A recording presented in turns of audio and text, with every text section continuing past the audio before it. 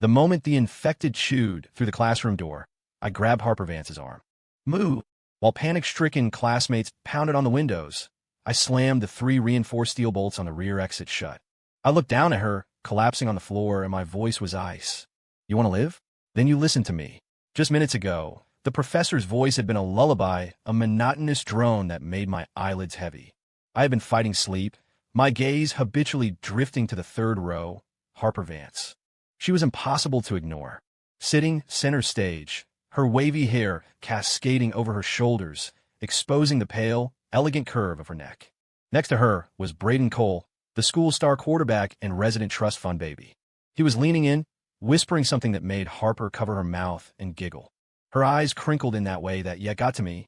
Every guy within a 10-foot radius was practically drooling. Me? I was in the third-to-last row by the aisle, occupying the standard invisible man seat. I looked average, the kind of guy you'd lose in a crowd in 3 seconds flat.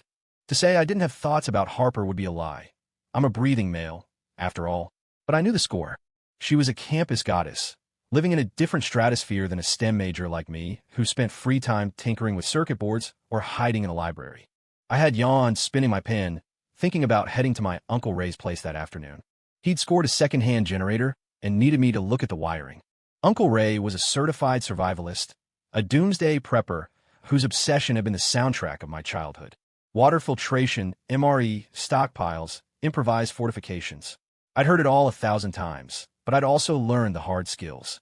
Just as my mind drifted to his fortified basement, screech. A blood-curdling scream pierced the air. Back row. Window seat. Everyone turned. In a split second, the lecture hall erupted. A quiet kid from the chess club stood there, eyes bulging hideously, whites flooded with blood, dark veins pulsing under his skin like worms. He tackled the guy next to him, jaw unhinged, and tore into the boy's neck. Crunch. Blood sprayed like a pressurized hose, coating textbooks, desks, and the backs of the screaming girls in the front row. The victim convulsed, a wet, gurgling rattle escaping his throat. Holy shit, he's killing him. Monster. It's a monster. Screams, sobs, and the screech of overturning desks filled the room. The professor shouted, "Order!" only to be trampled by fleeing students, his glasses flying off. Apocalypse? Zombies? My brain buzzed, and suddenly every doomsday guide Uncle Ray had drilled into me snapped into crystal-clear focus. This wasn't a drill. This was real. Adrenaline flooded my system. I shot up, grabbing the heavy stainless steel folding chair I'd been sitting on. It was a hell of a lot better than a textbook. Run! Get out of the building, someone screamed. Run where? The hallway outside sounded worse than the classroom. A human stampede was just a buffet line for these things. My objective locked in. Uncle Ray's. That old brownstone on the ground floor. The basement bunker I'd mocked 1,000 times. It was the only way out. I fought against the tide of panic, moving like an eel, eyes fixed on the front exit. Then I saw them. Harper Vance and Braden Cole. Braden, the guy with all the smooth lines, proved exactly what he was worth. As the crowd surged, he shoved Harper aside to clear his path, diving toward the door like a slippery fish. Harper, in those expensive heels, twisted her ankle. Snap! She cried out, crashing to the floor right in the aisle. A walker that had just tackled another girl jerked its head up. Its gray, dead eyes locked on Harper. With a guttural growl, mouth dripping with gore, it lunged. Harper's face went paper white. The elegance, the confidence, gone. All that was left was raw terror. My body moved before my brain caught up. Damn it, I swore, the adrenaline making me faster than I thought possible. I sprinted to her, swung the heavy chair in a wide arc, and brought it down with everything I had on the side of the zombie's head. Thud! It felt like hitting a wet sandbag. The thing's head snapped to the side, stumbling, but it didn't drop. Its neck cracked back, twisting at a sick angle, those milky eyes glaring at me with renewed fury. That hit bought us a fraction of a second. Get up or die. The voice that came out of me was savage, unrecognizable. I didn't wait for her. I grabbed her arm and hauled her up like a rag doll. She stumbled, unable to balance on the broken heel. She looked at me with total confusion, as if she'd never seen me before. Her lips trembled, silent. Stay close. I roared, dragging her forward, shoulder-checking 2 paralyzed students as we burst out the front door. The hallway was hell on earth. A stampede of weeping, screaming humanity. Bodies littered the floor, some twitching, some still. Blood pooled rapidly.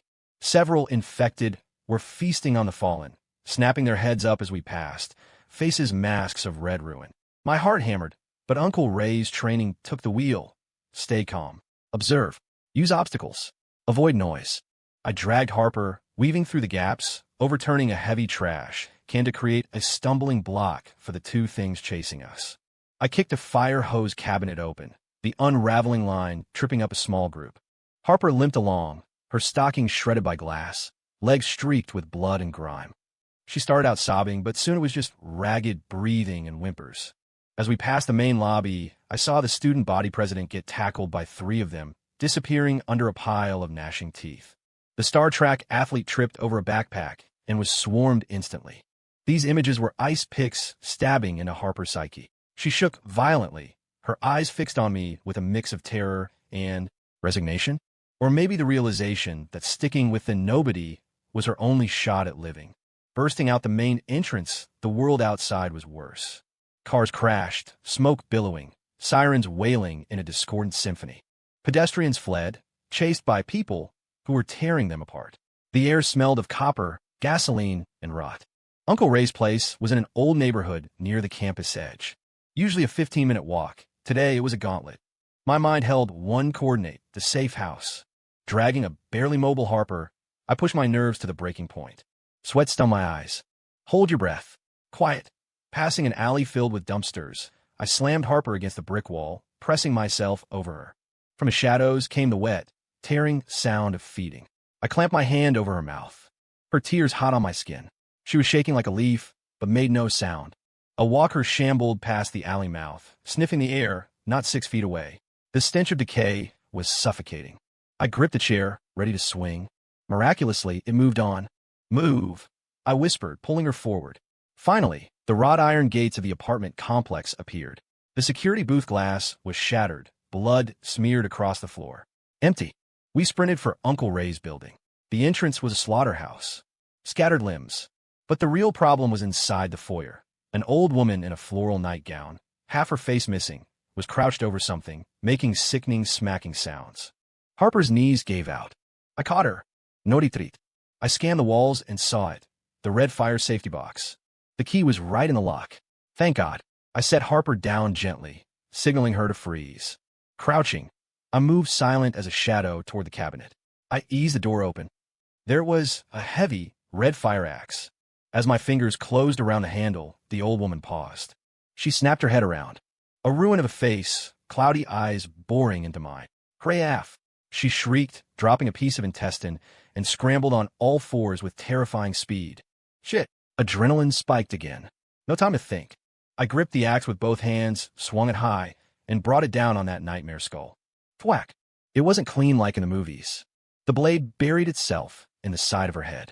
Dark blood and gray matter sprayed across my face.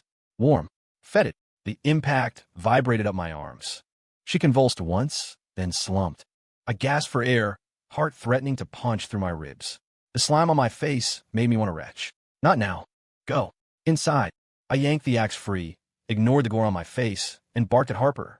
I shoved her through the heavy building door and threw my weight against it, slamming it shut. Clang. The screams outside muffled instantly.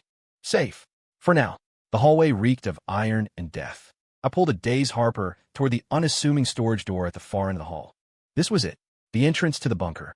I felt along the top of the door frame for the magnetic key fob hidden in the recess. Click. The lock disengaged. I hauled open the plain-looking door to reveal the heavy, steel-plated security door behind it. I shoved Harper into the small concrete buffer zone. Get in. I was about to step in when wait. Open the door. Footsteps thundered down the stairs. A group of students stumbled into the hallway. Leading them was Braden Cole. His hair was wild, face scratched, expensive tracksuit torn. Behind him were 3 or 4 others, pale with terror. Harper! Help! Open up! Braden saw her through the gap, his eyes lighting up. He lunged, jamming his hand toward the closing door. Let us in. Please. Caleb, open the door. Behind them, at the top of the stairs, shadows shifted. The groans of the infected echoed. They were coming. Harper snapped out her trance. She saw Braden, saw the monsters behind him. Open it. Let them in. Caleb, hurry. Let them in. The calculation ran through my mind in a nanosecond. Space. Uncle Ray's bunker was tight for 2. 7 people? We be standing room only. Resources stockpiled for 1 person long term. 2 was a stretch. 7? We'd starve in a week. Noise. 7 terrified kids crying, arguing, breathing. It's a dinner bell for the dead. Braden. The guy who used Harper as a human shield. Trust him. Human nature. Under this pressure, could I trust any of them? Outside, Braden's face was twisted, snot and tears running down his face. Inside, Harper's eyes were pleading. Time stopped. Uncle Ray's voice whispered, Caleb, in the end times, mercy is a luxury you can't afford. Resources are life. Exposure is death. Survival is the only law. The resolve hit me like a splash of ice water, extinguishing the last spark of guilt. My eyes went cold. I said it to the people outside and to Harper. Over Braden's screams, Harper's no, and the terrified wails of the others, I threw my shoulder against the steel. Bang! The door slammed home. Clack, clack, clack. I threw the 3 heavy deadbolts. The sound was final. A judge's gavel sentencing them to death. Caleb, you son of a bitch. Open up. Please. They're here. Then came the sounds. Vet tearing. The sickening crunch of bone. Screams that didn't sound human anymore. Then the wet sounds of eating. Inside, silence. The buffer room was small, lit by a single yellow bulb. Harper and I stood inches apart. I leaned against the cold door, chest heaving, covered in black blood. I gripped the axe. Harper. She was staring at me. Her face was chalk. Her eyes, once so proud, were voids of horror, disbelief, and a rising, crumbling anger. Tears tracked silently through the grime on her cheeks. Her dress was ruined, 1 foot bare and bleeding. She looked at me like I was a demon. You. Her voice broke, raspy and crying. You killed them. You left Braden. You locked them out there to die. She gasped, a hysterical edge creeping in. Caleb, you're a psychopath. You're a murderer. What do you want with me? Why are we locked in here? She started hammering her fist against my chest, weak, useless blows. I let her hit me. I didn't move. I wiped the blood from my eyes, but said nothing. When her screams turned to hoarse sobs and her energy faded, I moved. I stepped around her, reached for a panel on the wall, and hit a switch. Beep. A monitor embedded in the wall flickered to life. The high-def feed showed the nightmare outside. Split screens, the street, a swarm of them, tearing at a car. The hallway entrance, infected feasting on fresh corpses. I could see the shreds of Braden's tracksuit in a mouth. The hallway door, zombies banging against the outer iron door. Harper's sobbing stopped. She stared at the screen, paralyzed. When she saw the bloody remnant of Braden's jacket, she gagged. Ugh. She doubled over, dry heaving, spitting acid. I watched the screen, then her. My voice was low, authoritative. Look, Harper. I pointed at the carnage. Look at what is outside. This isn't high school drama. This isn't a movie. This is the end. Outside is hell, I said, my voice flat. I didn't lock that door to kill them. My gaze bore into her. I did it so you, and I might actually live. I gestured to the cramped concrete box, the heavy steel door. This is the only lifeboat. The only one. My tone was iron, forged in cold logic. Resources are finite. Oxygen is finite. If I opened that door, we'd all be dead. Every single one of us. From this moment on, I call the shots. I locked eyes with her. You want to survive? You shut up and you listen. You follow my rules. Otherwise, I glanced at the locked door. The implication hung in the air. Harper slid down the wall to the floor, hugging her knees. She was trembling. She looked from the screen to me, blood-spattered, cold, and then to her torn dress. The anger in her eyes deflated, replaced by an abyss of fear and resignation. She buried her face in her arms, shoulders shaking silently. She understood. The goddess pedestal had been smashed by the reality of survival. I turned to the inner vault door. I spun the wheel mechanism. Creak. The blast door opened. Cool, dry air, scented with machine oil, and cardboard drifted out. I walked in. The bunker was tight. Maybe 200 square feet. Concrete walls. LED strips overhead. Shelves stacked with military-grade MREs. Canned peaches, beans, Spam, vacuum-sealed rice, and jugs of water. A medical kit. A bunk bed with a desk underneath. A chemical toilet, and a small sink with a filtration system. A generator control panel. A radio emitting static. In the corner, weapons. Another axe, a compound crossbow, a bat, a riot shield. Uncle Ray's castle. I did a quick mental inventory. Rationing strictly, we had supplies for 2 people for maybe 6 weeks. Water was the bottleneck. Listen up.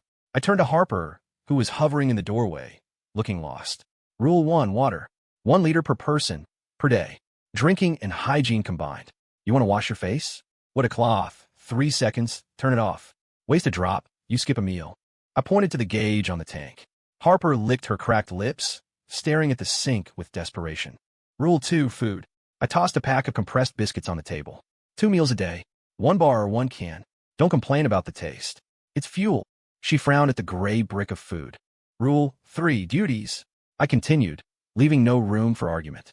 I handle security, the generator, the air system, and I nodded at the weapons, threats. You handle housekeeping, waste disposal, and food prep. She opened her mouth, probably to say she couldn't cook. Rule 4, silence. Whisper only. Noise kills. I pointed at the monitors. Rule 5, don't touch the equipment unless I say so, especially the door. I looked at her pale face. Clear. Harper looked at her dirty, bare foot. Silence stretched. Then a microscopic nod. Yes. The campus queen was gone. In her place was a terrified refugee. The next few days were a suffocating routine. Harper was clumsy. She gagged, emptying the chemical toilet. She cut her finger opening a can of Spam. The MRE biscuits were like eating drywall. She had to choke them down with sips of precious water. She lost weight, her glow fading to a sallow gray. I was a machine. Monitoring, logging, cleaning weapons, studying Uncle Ray's The Fall notebook, which cataloged zombie behaviors and potential evacuation sites. All too far, all too risky. We barely spoke. Tension thickened like cement. On the 5th day, it snapped. I was checking the water gauge. It was off. Half a liter missing since the morning log. I spun around. Harper was sitting on the stool, head down, wringing her hands. A damp spot on the floor. A wet paper towel nearby. You used the water? My voice was quiet, dangerous. She flinched. I just want to wash my face. It was so sticky. I just used a little. A little, I shouted, pointing at the gauge. That little is half a day's ration. Do you understand that half a liter could be the difference between dying today or tomorrow? Harper snapped. She stood up, eyes red-rimmed, the pressure cooker exploding. Stop yelling at me, Caleb. I didn't mean to. I just wanted to feel clean. This place is a prison. It's hot, it stinks, and we eat garbage. I can't take it. Tears streamed down her face. You lock me in here, order me around. What am I? A prisoner? Did you enjoy leaving Braden out there? Shut up. I stepped into her space, towering over her. Prisoner. I sneered, pointing at the heavy door. Wake up, princess. Out there is the prison. You want comfort? You want to be the prom queen. I grabbed her shoulder and spun her toward the monitors. Look at them. They don't care if you're clean. They want to eat you alive. You think your status matters? Your dad, Senator Vance? He can't help you. None of it matters. I leaned in close. In here, you only have value if you survive and follow orders. You think this is a jail? The door is right there. Unlocked from the inside. You want to leave? Go ahead. I switched the monitor feed to a rooftop cam overlooking downtown. Smoke columns choked the skyline. The streets were crawling with thousands of black dots. The city was a graveyard. Your dad? If he isn't one of them, he's running for his life. Your looks, your money, it buys you nothing here. Not a single biscuit. I saw the color drain from her face completely. Here, you work, you listen, you live. That's the trade. I stepped back, gesturing to the buffer zone. There's the handle. Walk out any time you want. Harper crumbled. The anger, the entitlement. It evaporated, leaving only naked terror. She bit her lip until it bled, shoulders shaking as silent sobs racked her body. Her tears hit the floor, mixing with the wasted water. She didn't say a word. She didn't move toward the door. That fight was the ice bucket challenge she needed. She realized that in this steel box, I wasn't the villain. I was the pilot. After that, the silence in the bunker changed. It wasn't hostile anymore. It was heavy. Harper stopped complaining. She ate the dried biscuits. She cleaned, but her eyes went hollow. She spent hours watching the monitors, our grim window to the world. Scene 1, a mother on a balcony across the street, clutching a baby. Surrounded, she kissed the infant, then jumped. Harper covered her mouth, weeping silently for an hour. Scene 2, 2 men fighting over a bottle of water in the alley.